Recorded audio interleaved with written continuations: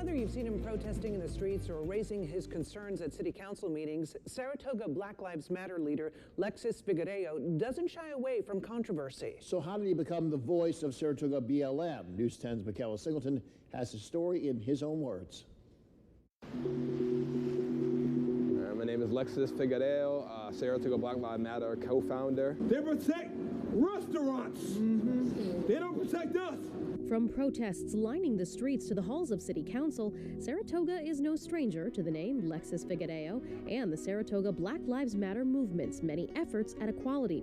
While making headlines and posts passed around online, Figuereo himself says 30 seconds on social media can't begin to tell his story. They see those clips, they limit you to those clips, but there is so much more to you than just what people see in those moments. Yeah, no, there is.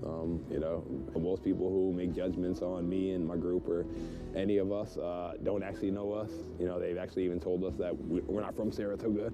We didn't go to school here. We didn't do this here.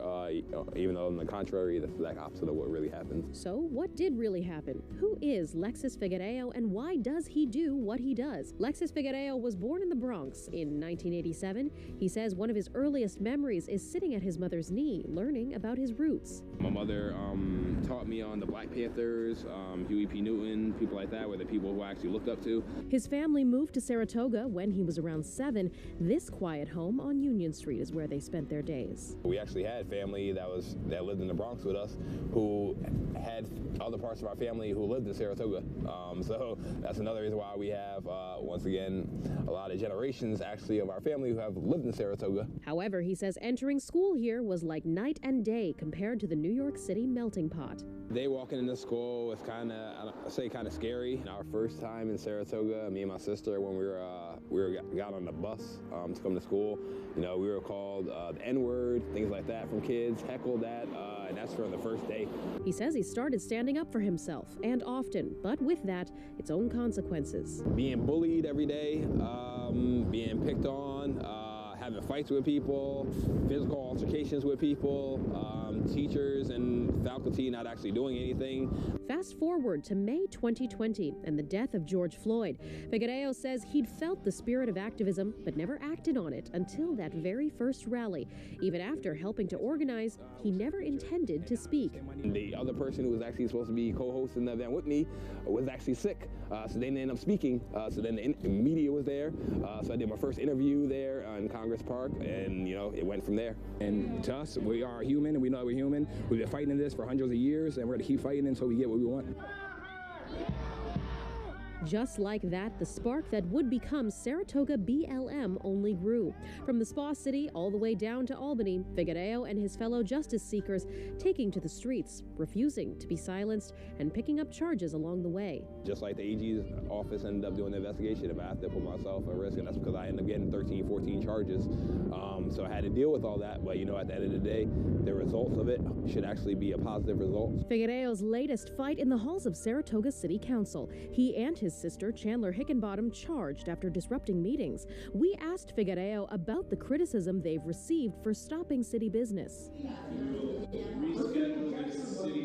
There you go. However, he says he's not fazed by those who question his methods, saying sometimes you need to get into what he calls good trouble. I don't really care about appeasing to the masses. I'm worried about appeasing to the minorities, the people who we are fighting for, the unheard. Lexis says it's not lost on him that any day could be his last, receiving threats and facing danger with every demonstration. It's a lot. It puts a toll on you and a toll on your family, toll on your work life and everything else. But at the end of the day, I have 3 young Black kids, biracial kids, who are going to be growing up in this area, and I don't want them to experience the things I experienced when I grew up here. And just as equal to their protests, Saratoga BLM's mission, educating the next generation, holding reading days, LGBT safe spaces, and opportunities for local kids to learn art and music. That's a way for us to, reach out to the community, to the younger generation. That's all about getting this education and open up people's minds to different things and learning each other. That was our Mikhaela Singleton reporting. Saratoga BLM says after 3 long years of work, they are proud of the changes they've accomplished so far in the Spa City. This includes a resolution passed by Mayor Ron Kim earlier this month acknowledging racism in the city's past, establishment of a police reform task force, and a 50-point reform plan. They are also thankful to have inspired active participation and civic engagement in the local black community.